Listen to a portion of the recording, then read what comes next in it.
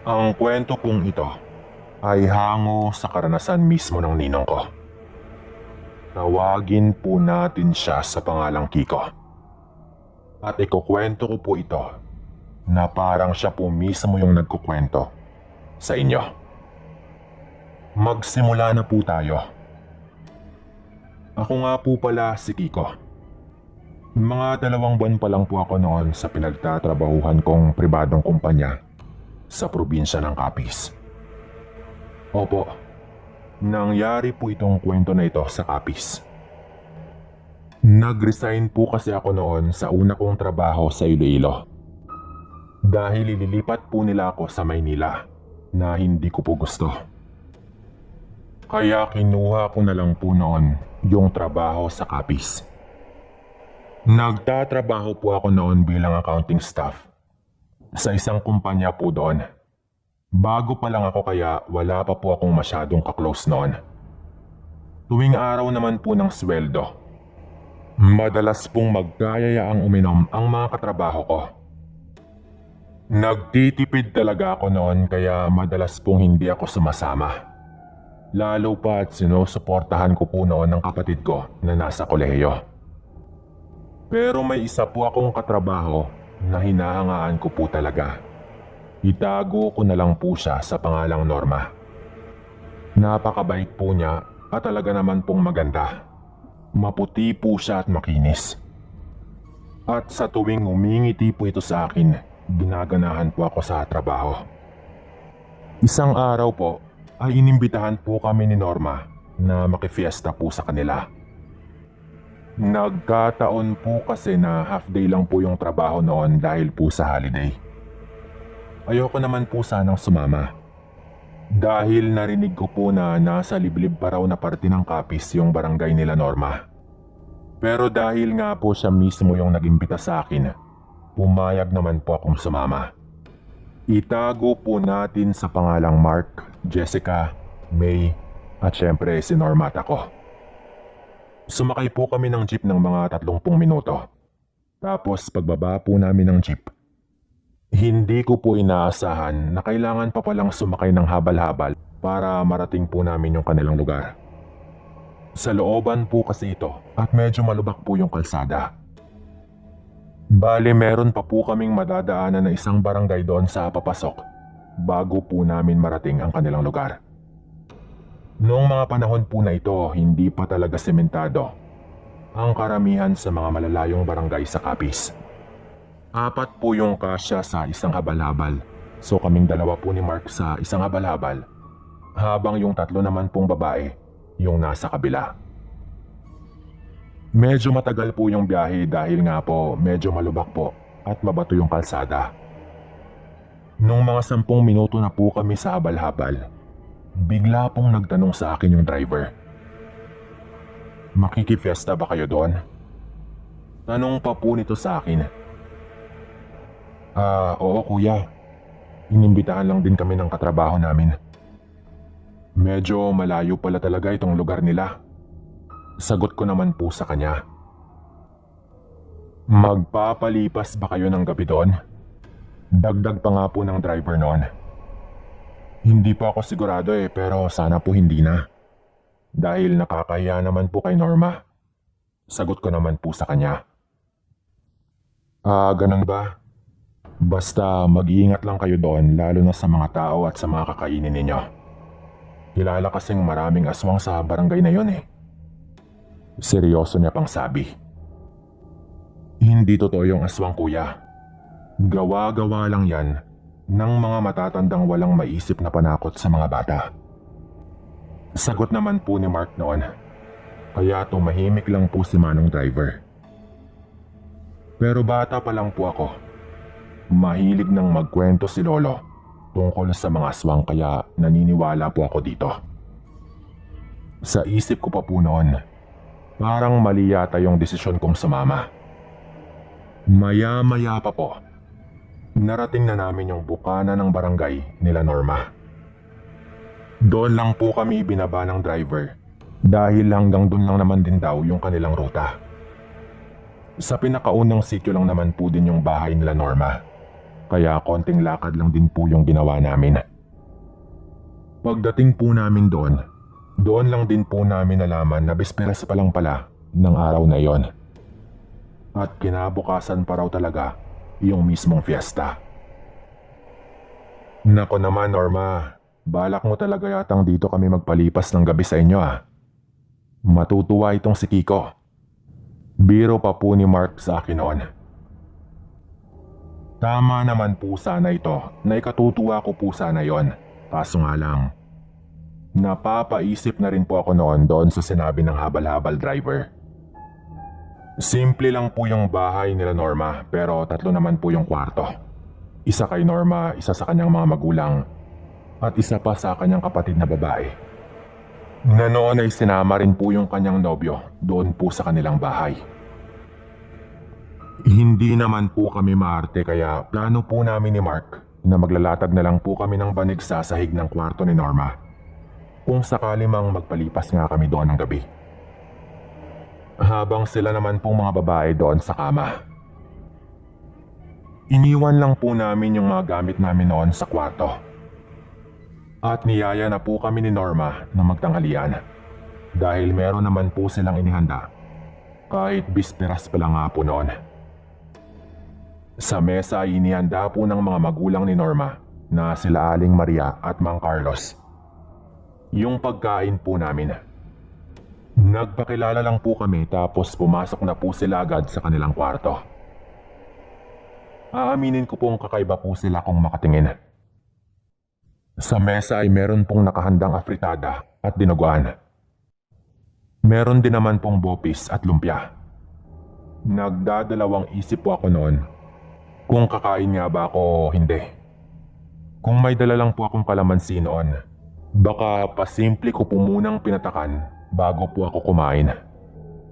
Yun po kasi yung sabi ng lolo ko, na kapag duda ka sa pagkain, patakan mo muna ng kalamansi para makasigurado. Buti na lang at nung tinignan ko po yung laman ng lumpia, ay gulay naman po yun. Yun lang po yung tangi kong kinain. Napansin ko rin po noon na yun din po yung ginawa ni May. Kaya nagkatinginan po kaming dalawa dahil parang pareho po kami ng nasa utak. Si Jessica, Mark at yung nobyo po ng kapatid ni Norma ay todo kain po ng dinuguan. Naglibot-libot lang po kami sandali at nagkwentuhan pagkatapos po noon. Pagsapit po ng gabi, laking pasalamat ko po talaga noon na tanging lumpia lang po yung kinain ko. Nagumpisa pong magsuka at sumakit yung tiyan ni Mark at ni Jessica. Napakasakit daw po na parang kinakalmot daw yung loob ng kanilang tiyan. Lumabas po kami ni May para sabihin sana yung nangyayari pero narinig po namin na nag-uusap si Norma at ang kanyang mga magulang. Nay, Tay, di ba sinabi ko naman sa inyo na wag sila? Mga kaibigan ko sila. At di ba hindi nyo sila bibiktimahin? Medyo galit pero mahinang sabi ni Norma. Nasa labas po kami ng kwarto kung saan sila nag-uusap. At division lang po na plywood yung tanging pagitan namin. Kaya naririnig po namin sila. Alam mo anak, bukas na yung fiesta. At ngayong hating gabi, alam mo naman na kailangan nating makakain ng sariwang atay ng tao. O kahit man lang makainom ng sariwa nilang dugo. Sawang-sawa na ako sa pagkain ng hayop kapag inaatake tayo. Alam mo namang ito na ang nakaugalian natin tuwing sasapit ang fiesta. Alalahanin mo, malapit ko na rin ipasa sa'yo yung responsibilidad sa angka natin. Madiin pa po noong sabi ni Mang Carlos na hanggang ngayon parang naririnig ko pa rin po sa utak ko. Unahin na lang kaya natin yung dinala ko. Sagot naman ng kapatid ni Norma. Hindi na sumagot si Norma at bigla po itong lumabas. Gulat na gulat po kami ni May sa aming narinig. Kaya hindi po kami agad nakaalis sa kinatatayuan namin. At paglabas po ni Norma, naabutan po niya kami doon at nalaman na po nito agad na narinig po namin yung kanilang pag-uusap. Pero agad po niya kaming hinila papasok ng kanyang kwarto at sinabi sa amin na kailangan na daw naming umalis. Bago daw mag-alas 12 ng hating gabi, tumakas na raw kami. At ang sabi pa nito, aswang ang kanyang pamilya. At meron daw po sana silang usapan, pero wala daw palang balak na sundin ng kanyang mga magulang. Akala ko tutupad sila kaya inimbitahan ko kayo dito. Akala ko magkakaroon na ako ng normal na buhay. Pero nagkamali pala ako. Wika pa po sa amin ni Norma noon. Tumiming lang tayo para hindi tayo mahuli. Dagdag pa po nito. Mga alas 9 na po noon ay hindi pa rin po kami nag-aapunan. Bandang alas 10 po ay sinubukan na po naming lumabas ng kwarto para tumakas. Sa likod po kami ng bahay dumaan dahil madalas nga daw pong tumatambay sa harap ng bahay yung kapatid ni Norma. Nakalabas naman po kaming lahat noon pero maya-maya pa po. Teka lang, nakakaamoy ako ng dugo ng tao. Bigla pong sabi ni Norma noon at meron po itong tinutumbok na parang meron talaga siyang naaamoy. Sinundan po niya yon at sa likod po ng malaking puno ng mangga, nakita po naming parang may nakahandusay doon. Pinatigil po kami ni Norma noon at siya lang daw yung lalapit para tingnan yon. Sa isip ko po noon, baka yung nobyo na yon ng kanyang kapatid. Kahit hindi ko po masyadong nakita, alam kong wala na po yung buhay. Baka nga kinuha na rin ang lamang loob. Pero syempre hindi po ako sigurado. Dahil hindi ko po nakita ng malinaw.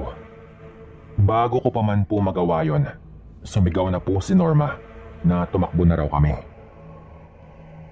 Takbo na, dali. Sa dulo ng baryong ito, may bahay ng albularyo. Hinding-hindi kami lumalapit doon dahil takot kami sa matandang yon. Huwag kayong mag-alala. Pipigilan ko sila habang tumatakas kayo. Sigaw pa po nito noon at sa sobrang kaba po namin, agad nga po kaming nagtakbuhan. Sumisigaw po kami ng tulong noon habang tumatakbo. Siguro dahil po sa pagod, bigla pong tumigil si Jessica sa kanyang pagtakbo. Maliit lang po ito kaya kakargahin ko na lang po sana ito. Pero may dalawang malalaking aso na humarang po sa amin. Kitang-kita ko po yung paglalaway ng mga yon. Pati na po yung mahahabang pangil. Parang mga halimaw po yun. Alam kong aatakihin na po sana kami nun. Pero bigla pong may dumating na isa pa pong hayop na nasa parehong anyo din po. Pero punong-puno na po ng dugo yung bunganga po nun. Ayoko pong isipin pero talagang duda po ako noon na baka si Norma po yun. Malamang kinalaban na po nito yung kanyang kapatid o baka isa sa kanyang mga magulang. Dahil dalawang hayop na nga lang po yung nakaharang po sa amin. At yung isa pa pong hayop na dumating, pinigilan po nun yung dalawang nauna. Naririnig po namin ang tunog ng mga hayop noon na parang naglalaban po. Habang patuloy po kaming tumatakbo. Maya-maya pa nakita na po namin ang isang kubo sa may labasan po ng gubat. Agad po kaming humingi ng tulong at agad naman po kaming pinagbuksan ng isang matanda. Yun na nga po siguro yung matandang sinasabi ni Norma. Sa malayo ay naririnig pa rin po namin ang mga tungal po ng aso. At maya-maya pa po ay umaalulong na po yun na parang umiiyak. Agad naman pong dinamot ng albularyo yung mga kasama ko po na sinasakitan po ng tiyan.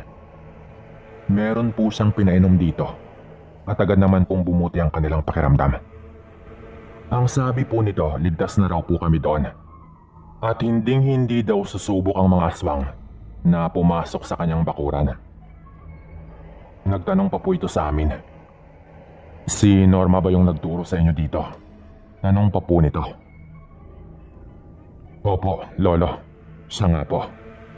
Sagot ko naman po noon sa kanya. Akala daw ng matanda, nagtagumpay na si Norma na baguhin ang kanyang pamilya. Pero bigo pa rin pala daw ito. Kaya nagtanong po kami noon kung kilala ba niya si Norma. At ang sabi nito, dati raw siyang nobya ng kanyang anak. Alam daw ng matanda ang kanyang pagkatao pero hindi daw niya ito inusgahan. Pero hindi raw kinaya ng kanyang anak nung malaman niya ang tungkol sa pamilya ni Norma. Kaya nakipaghiwalay daw siya dito at lumuwas ng Maynila. Kwento pa ng matanda. Sa sobrang pagod at kaba ko po noon, hindi na po ako nakasagot pa tungkol doon. Sa halip, humingi po ako ng tulong sa matanda para makauwi po kami.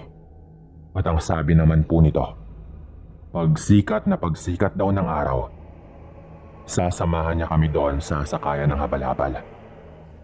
At yun naman po ang kanyang ginawa. Nakauwi nga po kami noon sa tulong ng matanda. Pero dala-dala po namin yung lagim na naranasan po namin sa lugar nila Norma. Pagkatapos po nun, hindi na po pumasok pang muli si Norma sa trabaho. Wala po kaming balita kung buhay pa ba ito o kung ano. Pero ayaw na po naming alamin at pinilit na lang po naming kalimutan ang tungkol doon. Hindi rin po namin sigurado kung namatay nga ba yung lalaking dinala ng kapatid ni Norma. Sa kanya-kanyang pamilya lang din po namin na ikwento ito. Wala rin naman po kasing maniniwala. Hanggang dito na lang din po ito, Sir Dan, at maraming salamat po.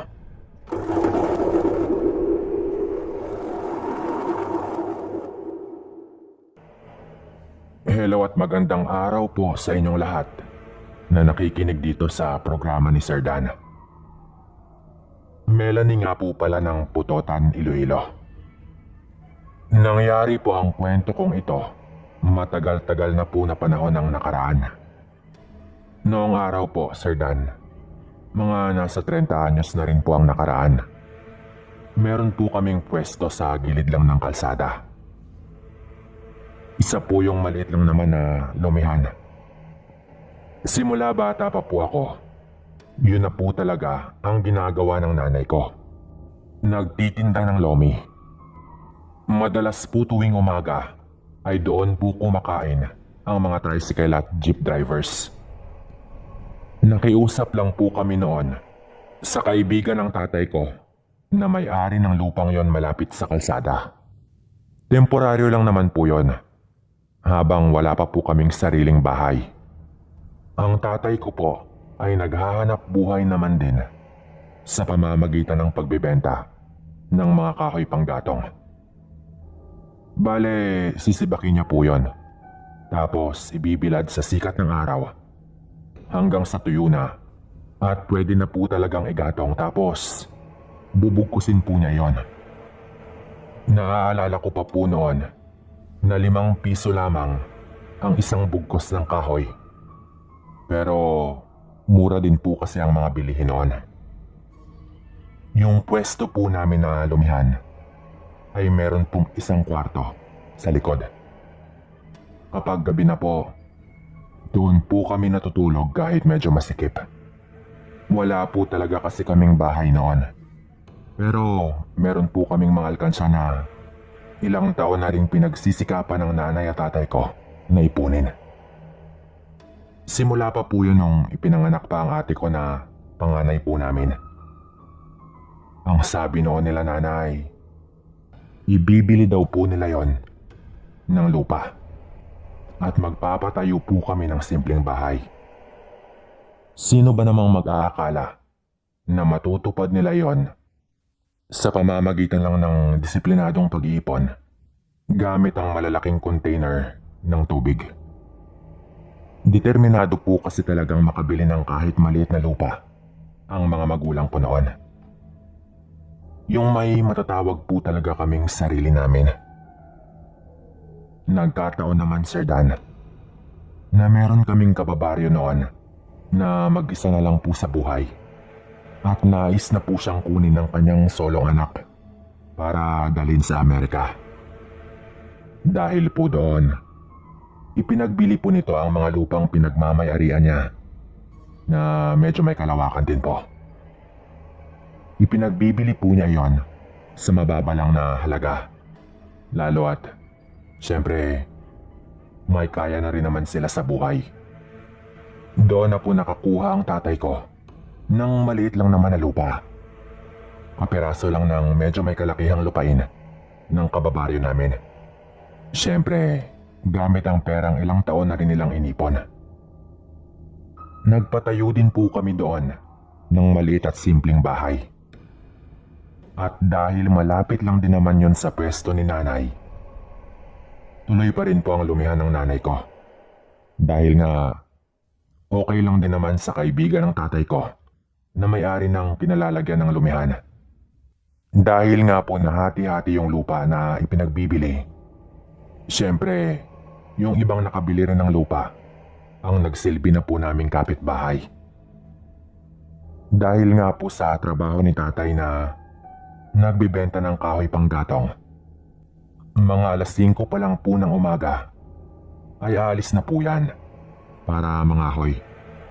Dala-dala po ang kanyang itak at palakol.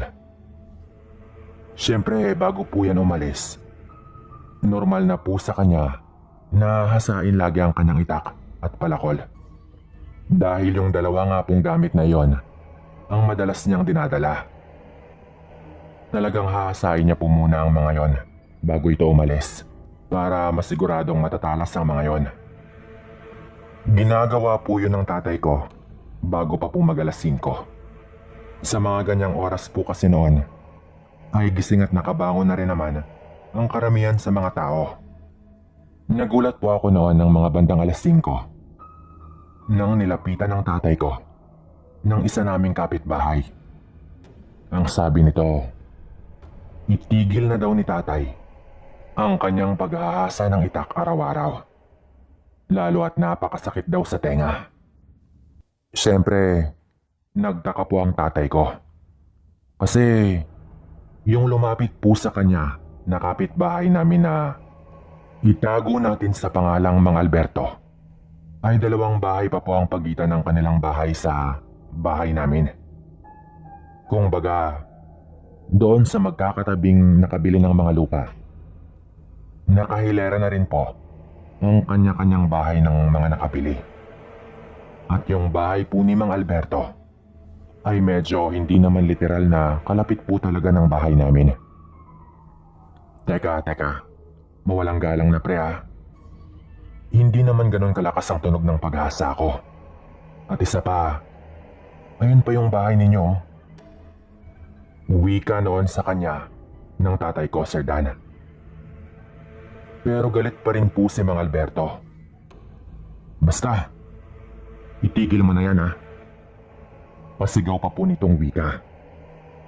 Napatingin na po ako noon sa kanila habang naghuhugas po ako ng bigas sa may harap lang din ng bahay namin. Kalma lang, hindi ka naman siguro aswang, di ba? Balita ko kasi galit na galit daw ang mga aswang sa ganitong tunog ng paghasa ng itak o patalim. Lalo na raw kapag tigdalambo na. Tulad ngayon. Ay ano, marami ng mga umuusbong na maliliit na kawayan. Nakangiting wika pa po noon ni tatay habang tinuturo ang tanim na kawayan na nagkataong nandun na nung nabili namin ang lupa. Doon po ay mas nagalit si Mang Alberto. Pinapalabas mo ba na aswang ako? Nako, hindi magandang biro yan. Dahil kung aswang ako, siguradong hindi mo yan gugustuhin. Kaya mag-ingat ka sa mga pasaring mo. Wika pa po ni Mang Alberto, sabay tumalikod. Napailing na lang po ang tatay ko noon at tinigil na niya ang paghasa ng itak. Pero kita ko ang pagdududa sa tingin ni tatay noon habang naglalakad palayo si Mang Alberto. Napakababaw nga naman na dahilan na magreklamo siya sa paghasa ng itak. At magalit talaga ng ganon. Wala naman silang anak. At gising na rin naman sila lagi ng kanyang asawa sa mga ganong oras. Madalas nga mas maaga pa doon. Dahil syempre, nakikita din naman namin. Dahil maaga ring nagsisimula ang araw namin. Narinig mo ba yon, anak? Duda talaga ako sa Albertong yon. Delikado ang taong yon. Wika pa ni tatay noon.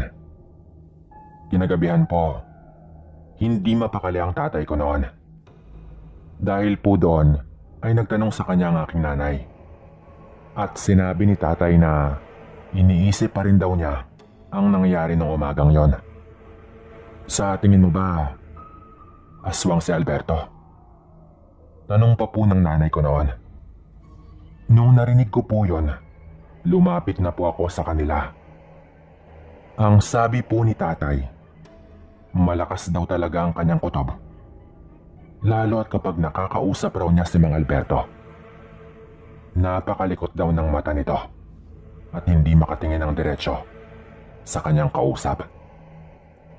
Isa pa raw sa palatandaan na posibleng aswang nga ito. Pero syempre, hindi yun sapat. Ang sabi noon ni nanay, bakit hindi mo alamin? Gamitin mo yung binigay sa'yo ni Tatay Nonoy. Wika pa po ni nanay. Ang tinutukoy po niyang Nonoy ay lolo ko po na tatay ng tatay ko. Na hindi naman po sa pagmamalaki ay isang magaling na manggagamot. Ngunit patay na po ang lolo ko ng panahong yon pero may mga naiwan po siyang gamit sa tatay ko. Agad pong kinuha ng tatay ang isang luma at malikabok na kahon. Yun po yung kahon na ayaw po talaga niyang pakialaman namin. Meron daw kasing mga bagay doon na maging siya hindi niya alam gamitin. Tulad ng maliit na librong may kung anong simbolo at may mga nakasulat sa salitang hindi ko po alam. Pinagpag lang po ni tatay ang alikabok noon at binuksan yon. Agad po niyang kinuha mula doon ang isang itim na tela na parang may lamang kung ano. Yung tipong nakabalot po yung itim na tela.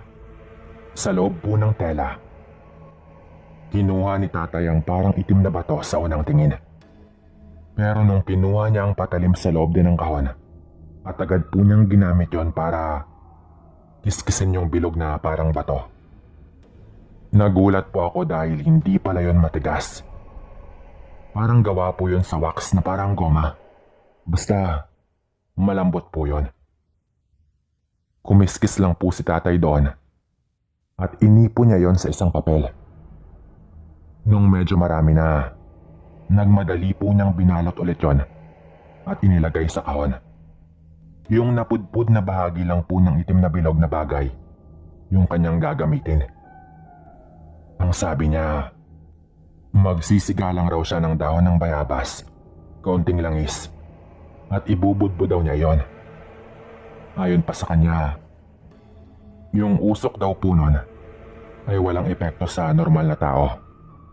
Pero sa aswang, talagang mararamdaman daw nila yon. Napakabaho daw nun para sa kanila. At manghihina sila, talagang makakaramdam daw sila ng takot sa kung sino man ang may gawa nun. Hindi raw kasi basta-basta ang bagay na yon, Sir Dan. Malayong malayo daw yon sa amoy ng goma na alam naman nating ayaw din ng mga aswang. Nung nagsigana po ang tatay ko, agad po niyang binudbud yon. Parang normal lang naman po.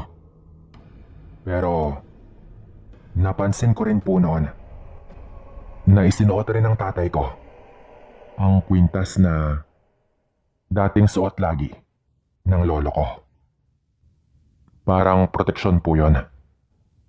Pero minsan lang po yun isuot ng tatay ko dahil sa tuwing suot po niya iyon, kung ano-anong elemento ang kanyang nakikita. May kakibat din po kasi na responsibilidad ang pagkakaroon ng proteksyon. Hindi po yun yung tipong pwede mong isuot kung kailan mo gusto. Dahil kung mahina po ang iyong loob, baka Hindi mo kayanin na isuot yun. Nandoon lang po kami sa harap ng bahay namin noon, Sir Dan. Habang yung iba po naming kapatid ay natutulog na. Ang sabi ni tatay, kapag hindi na raw umuusok yung siga at hindi pa rin pumupunta doon si Mang Alberto, baka mali daw siya ng hinala.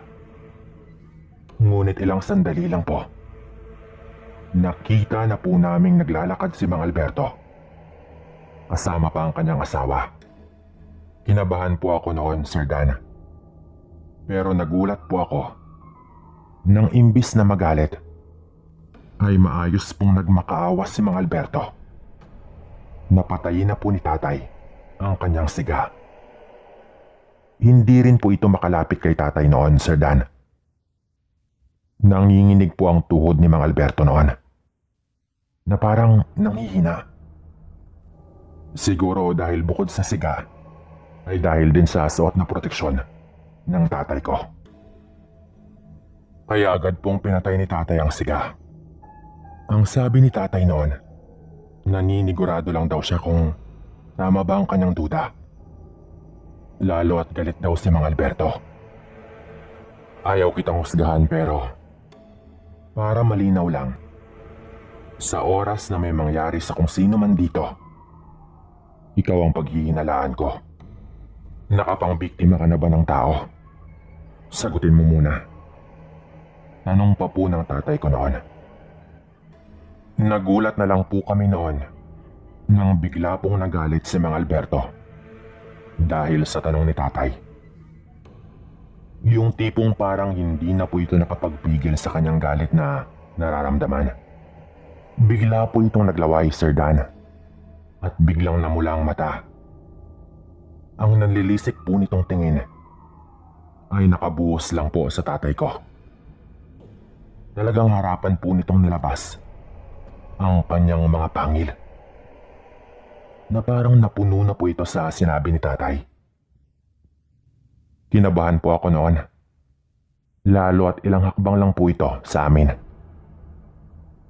Agad po siyang niyakap ng kanyang asawa. Hindi ko naman po akalain na mabilis siyang lalapitan ng tatay ko. Sabay hubad nito sa suot nitong proteksyon.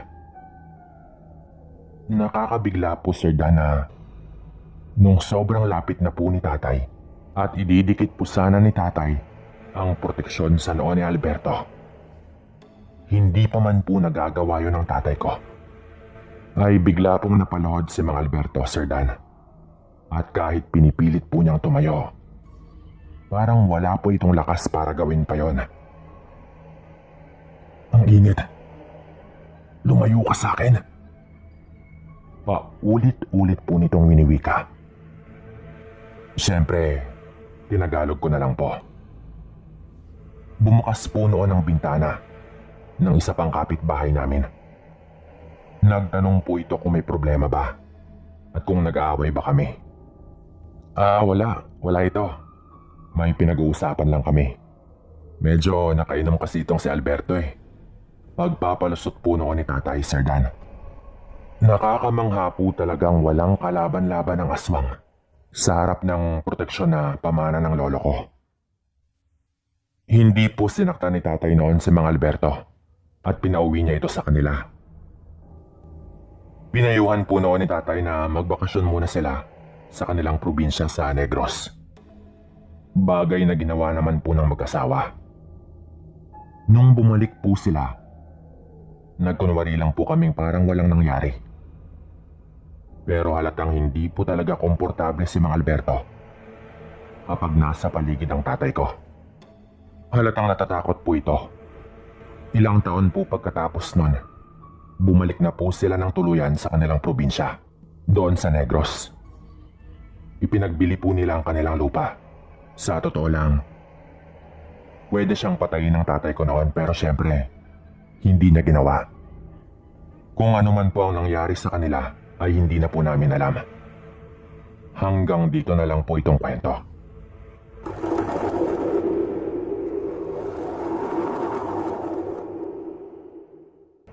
Hello po sa inyong lahat. Ako nga po pala si Moroy. Isang government employee na mahilig makinig sa mga kwentong kababalaghan. Kahit ako'y lagpas 40 anyos na nga rin po.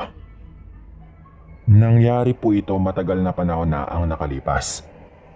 Sa dati po naming bahay doon sa Negros, meron pong malapit na balon. Pero hindi po yun ordinaryong balon lamang.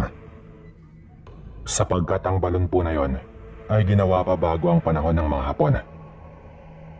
Halos buong sityo po namin ay doon po umiigib ng tubig na ginagamit sa iba't ibang mga bagay, panlaba, panligo o kahit bilang tubig inumin.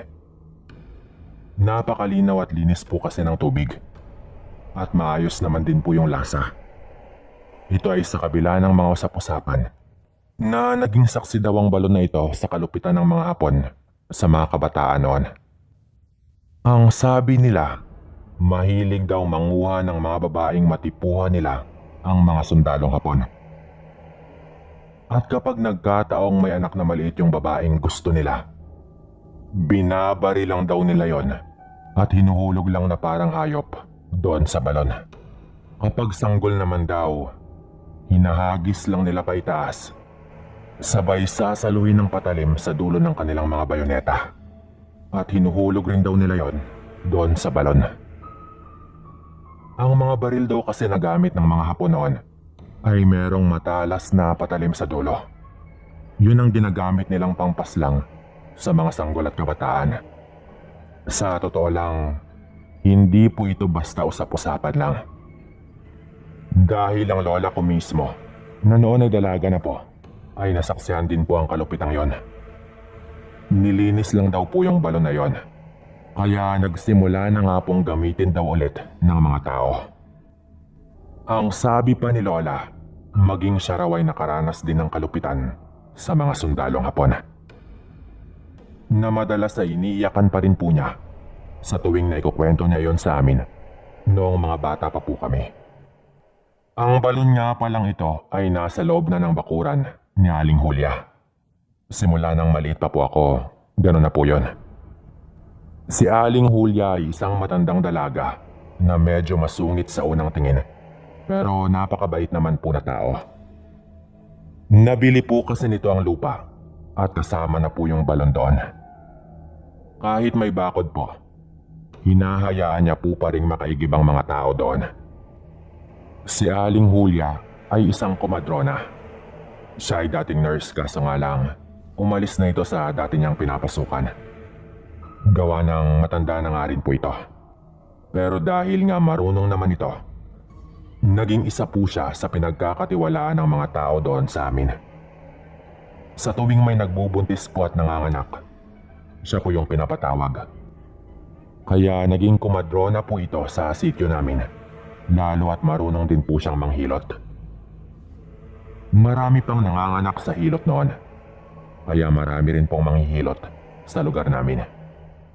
Nagulat na lang po kami na pagdating po ng mga pinsan ko, pinagpapawisan po ang mga ito at hinihingal po.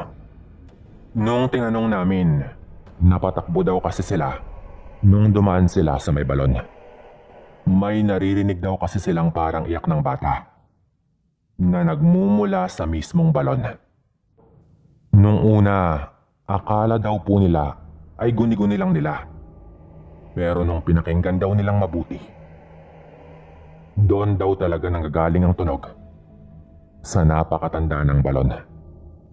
Nagtaka po kami noon, pero agad po naming naalala ang kwento ng lola namin na noong araw ay naging tapunan daw ng mga bangkay ng bata at sanggol ang balon na ito.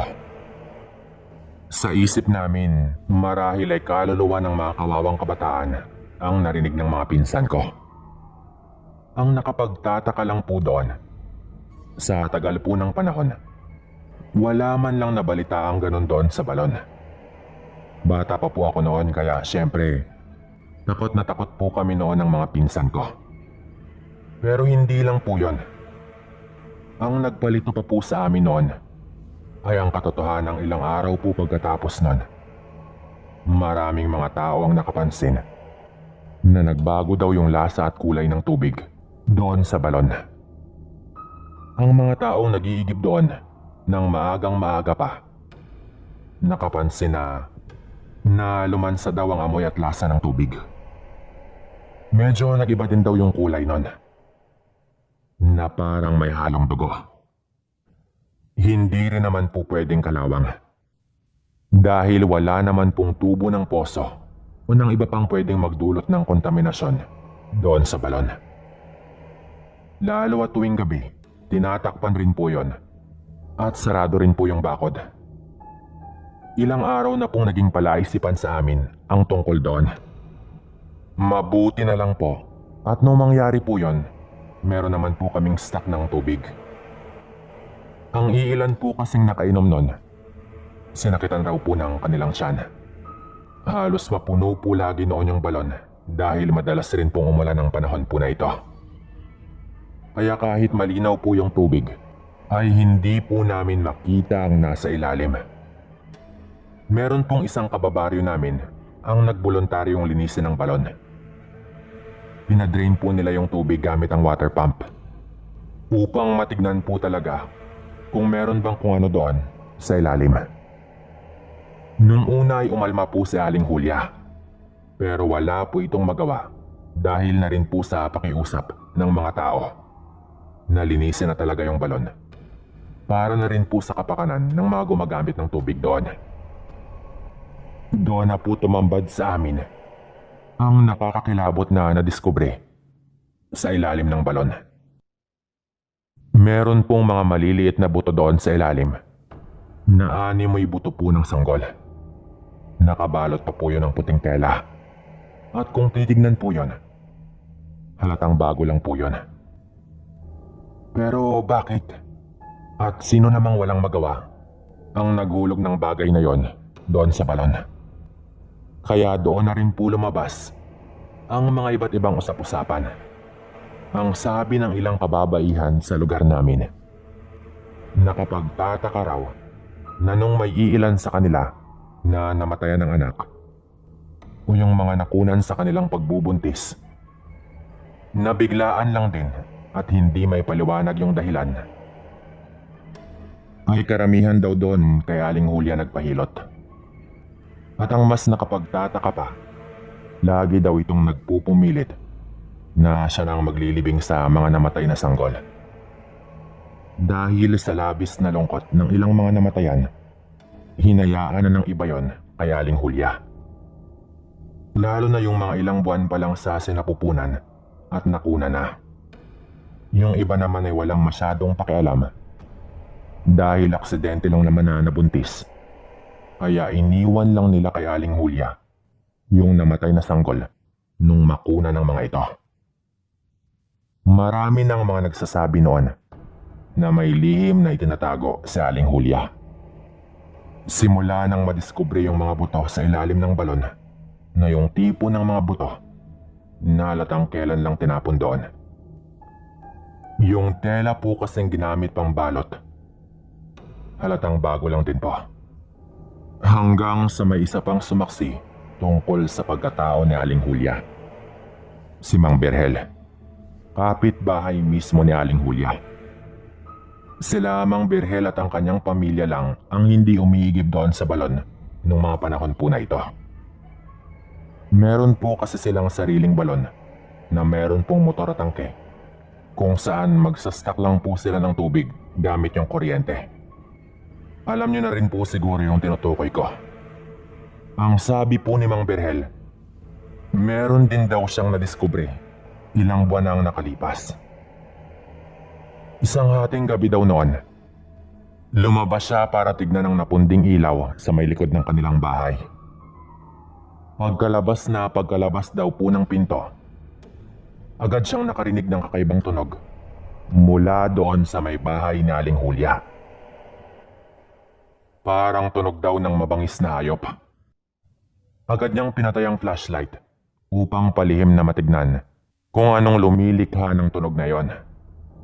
Dahil bukas ang ilaw sa kusina ni Aling Julia, naninag daw ni Mang Berhel ang nasa labas. Doon na po nito nakita ang isang pamilyar na babae. Hindi siya pwedeng magkamali na si Aling Julia yung kanyang nakita. Nakasuot daw po ito ng puting duster. Habang nilalantakan ang kung anong bagay na parang nakabalot pa raw ng puting tela. O baka lampin. Parang hayop daw po itong kumakain. At naririnig daw po talaga niya ang bawat pagmuya.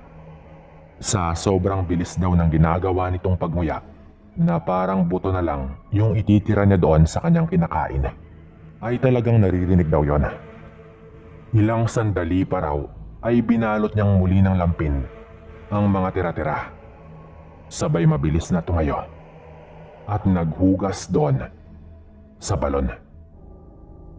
Sabay tapo ng natirang buto-buto doon din mismo sa balon.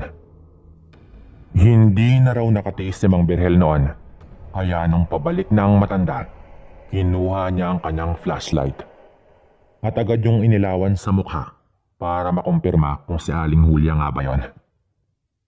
At doon ay nakita niya mismo ang galit na galit at nakakatakot na itsura ng matanda nung tinamaan ito bigla ng ilaw. Kumpirmado. Si Aling Julia nga. Tinignan lang daw siya nito ng napakasama. Kaya agad siyang pumasok sa kanyang bahay. Lalo at nanlilisik na nga yung mata ng matanda. Yun daw yung magpapaliwanag sa halos ilang buwan na rin nilang hindi pagpapansinan ni Aling Julia.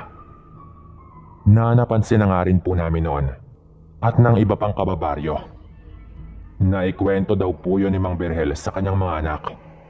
Pero pinayuhan siya ng mga ito na manahimik na lang, lalo at wala namang maniniwala. Maraming nagalit kay Aling Julia noon. At kahit nilinis ngang muli yung balon, wala nang naglalakas loob na umigib pa doon. Kung may iilan man, hindi na para inumin. Wala na ring nagpapahilot kay Aling Julia simula noon. Hanggang sa isang araw, nabalitaan naming nagkasakit na raw ang matanda. May dumating sa kanila isang hapon na mga kapamilya daw nito. Kinaumagahan po nun, nagulat na lang po kami na namatay ng araw po sa Aling Julia. Ang sabi nila dahil na rin daw sa katandaan nito. Wala ring nagpupunta sa lamay noon. Dahil takot nga po yung mga tao, pati na rin po sa pamilya ni Aling Julia. Hanggang sa mailibing na nga po yun. Pero ang malaking katanungan po sa amin noon ay kung sino ba sa kanyang mga kamag-anak ang tumanggap. Sino nga ba ang nagmana? Hanggang dito na lang po muna at maraming salamat po.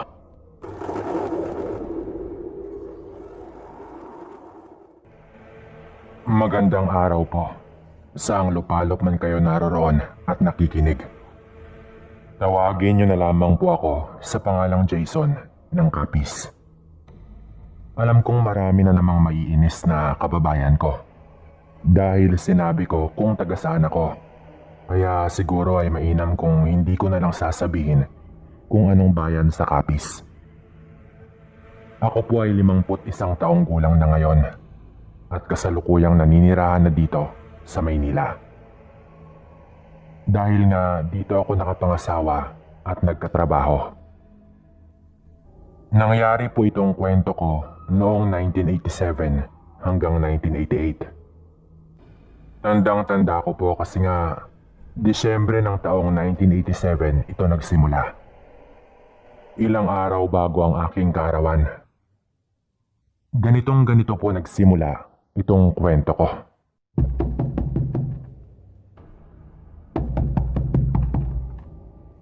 Tao po. Sigaw ng isang boses ng babae. Pagkatapos ng malakas na pagkatok. Patulog na sana ako doon sa may sahig sa sala namin noon. Kasi naglatag ako ng banig at nakikinig ng radyo. Pamilyar ang boses na iyon sa akin pero hindi lang ako sigurado kung kanino. Sino po yan? Ano pong sadya ninyo? Tanong ko pa bago ako bumangon sa pagkakahiga. Maniningil po sana ako ng utang. Sagot naman po ng nasa labas. Nataranta ako noon, Sir Dan. Dahil kabilin-bilin na ng nanay ko na wag akong sasagot kapag may naniningil ng utang. Para umalis na lang daw ito. Pero hindi ko naman kasi alam. Wala akong nagawa kundi buksan ang pinto. Nung binuksan ko ang pinto, nagulat ako dahil tumambad sa akin ang isang pamilyar na mukha. Walang iba kundi ang Ate Lena ko. Naabot tenga ang ngiti dahil nga naloko niya ako. Agad niya akong niyakap noon, kahit binata na rin ako ng mga panahong yon. Si Ate Lena ay galing ng Maynila at mga ilang taon na rin siyang nandoon. Kaya hindi ko agad natumbok na sa kanya palang boses na yon. Tinulungan ko siyang ipasok ang kanyang mga dalang pasalubong. Ang saya ko pa noon nang makitang may isang malaking lata ng biskwit. Yun bang assorted? Yung halo-halong biskwit na madalas ginagawang timba ng tubig ang lalagyan kapag naubos na ang laman. Sa edad ko po na yon, na binata na rin at siguro mga nasa 17 o 18. Sobrang espesyal pa rin sa akin ang ganong biskwit. Sobrang hirap po kasi ng buhay namin noon, Sir Dan, na kahit ang isang simpleng biskwit na pasalubong ay napakalaking bagay pa rin sa akin sa ganong edad. Kapag nga sardinas ang ulam namin noon, pakiramdam namin parang fiesta na rin.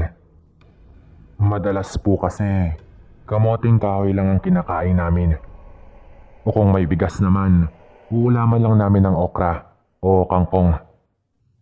Talagang hirap po kami sa buhay, kaya napilitan si ate na magtrabaho sa Maynila. Lalo at may sakit noon ang bunso naming kapatid na si Johnny. Nagulat po ako noon nung agad na nahiga ang ate ko pagpasok na pagpasok niya at namumutla na talaga ito. Agad namin siyang inasikaso ng kapatid ko at tinawag ko agad ang nanay ko na nasa kabilang bahay lang. Hindi niya lang alam na dumating si ate kasi hindi nga rin sinabi ni ate na uuwi siya. Ang sabi naman ni ate, agad daw siyang umuwi dahil hindi na maganda ang kanyang pakiramdam. Ilang araw na rin daw siyang nagkakasakit kaya talagang umuwi na siya ng probinsya namin. Lagi daw siyang nagsusuka at ang hilab daw ng kanyang tiyan. Inunahan rin kami agad ni ate na hindi raw talaga siya buntis. Dahil baka yun pa daw ang isipin namin. At ni nobyo nga raw ay wala ito. Na alam ko namang totoo.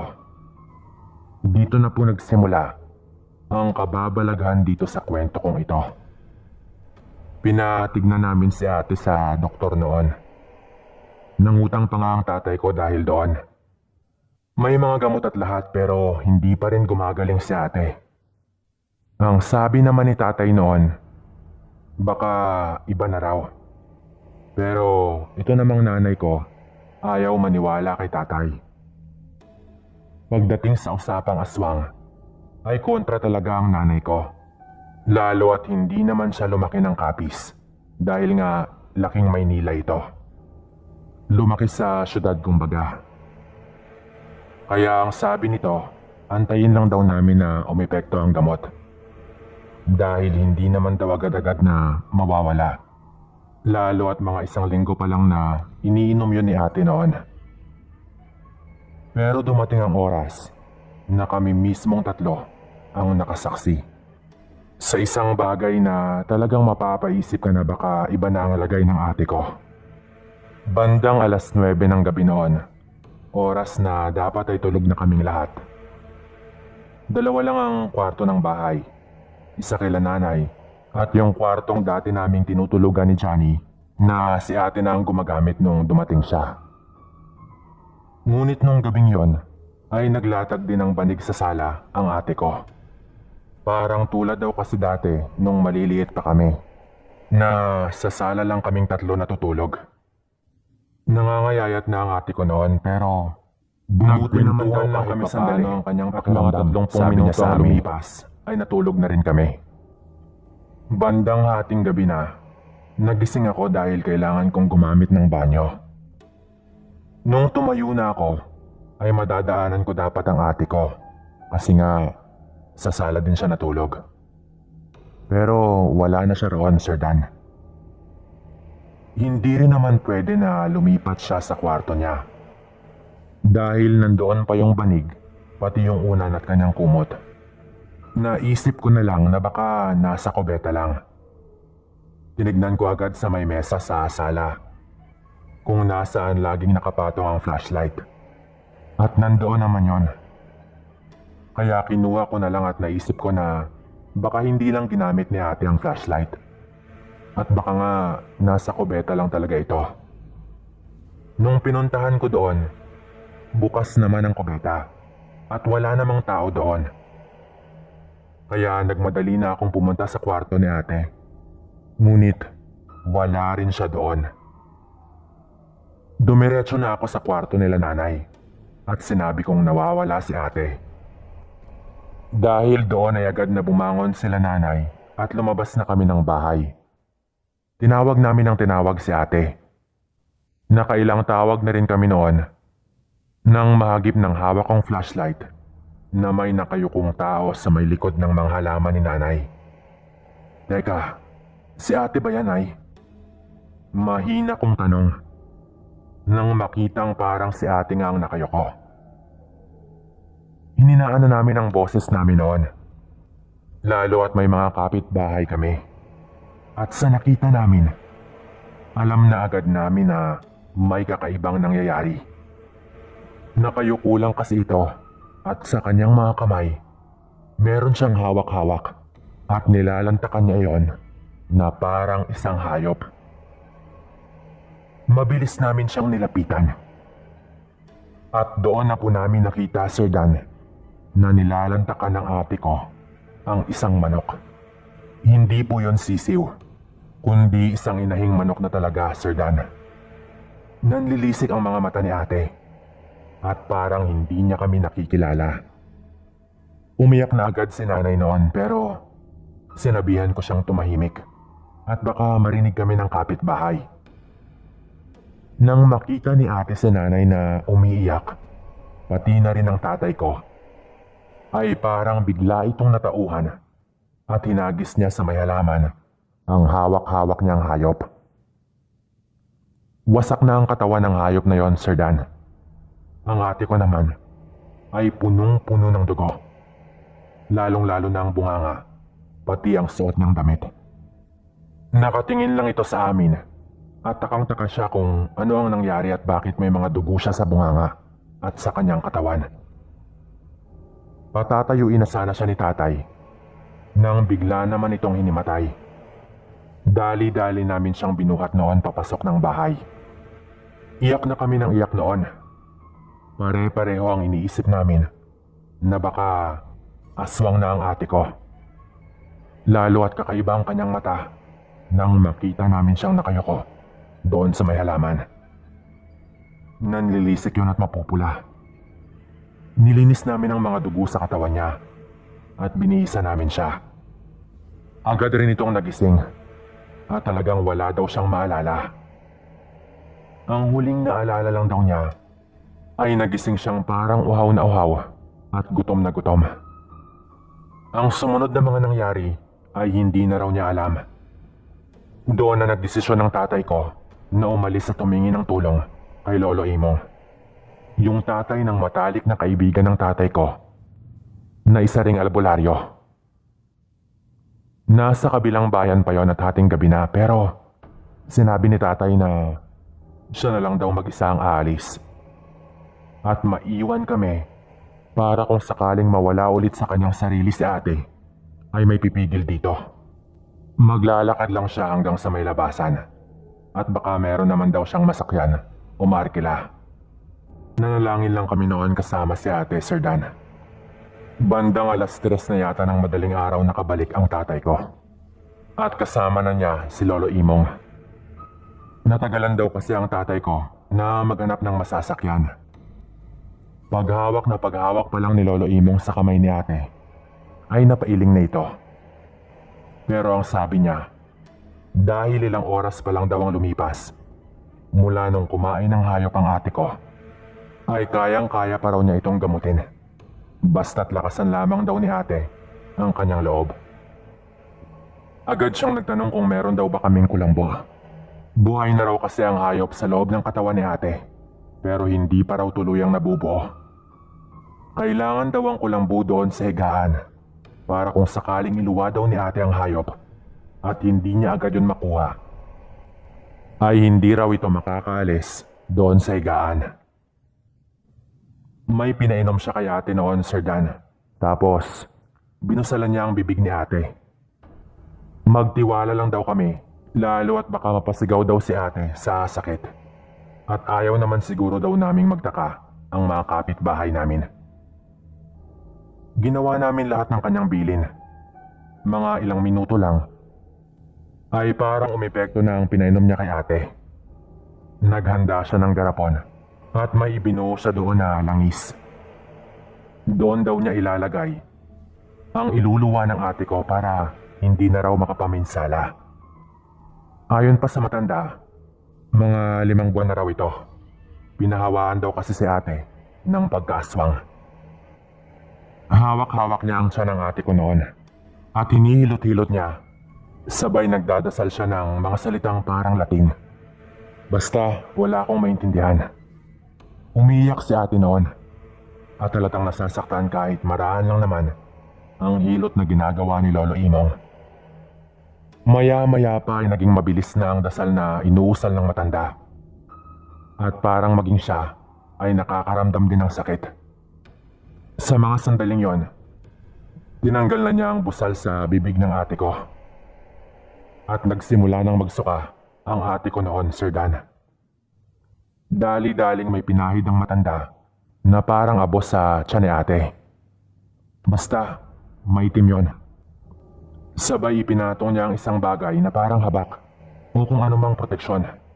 Ipinatong niya mismo yon sa tiyan ng aking ate. Nasasaktan na ang ate ko noon. Pero ilang sandali lang, bigla itong nagsuka ng nagsuka nang parang namumuong dugo. Sinuka niya lahat yon sa garapon. Kaya yung malinaw na langis na nakalagay doon ay biglang nagkulay pula na medyo mangitim-ngitim. Kasunod po nun, ay may iniluwa si ate na parang gumagalaw na maliit na hayop na kulay itim na tinawag ni Lolo Imong na sapat. Kung sa Tagalog pa, hayop. Kitang-kita ko pong parang gusto pa nung kumawala sa garapon. Pero mabilis yung tinakpan ni Lolo Imong. Hanggang sa hindi na yon gumalaw sa loob na parang namatay na. Kitang-kita ko lang pong gumagalaw sa loob pero hindi ko masyadong maninag ang itsura ng hayop. Dahil nga nagiba na ang kulay ng likido sa loob ng garapon. Hinimatay po ang ate ko pagkatapos nun. Pero bumuti po agad ang kanyang pakiramdam. Bumalik na rin ang kulay ng kanyang bibig. Na nung makita namin siyang nakayuko ay talagang namumutla. Nakailang balik pa po si Lolo Imong doon sa bahay bago tuluyang gumaling ang ate ko. Hindi namin yun ipinagkalat sa mga kapitbahay namin para hindi na mahusgahan ang ate ko. Ilang taon na simula nung mamatay si Lolo Imong. Pero laking pasalamat namin sa kanya sa paggamot niya sa ate ko. Ngayon ay maayos naman si ate at may sarili ng pamilya. Hanggang dito na lamang po ito. Salamat.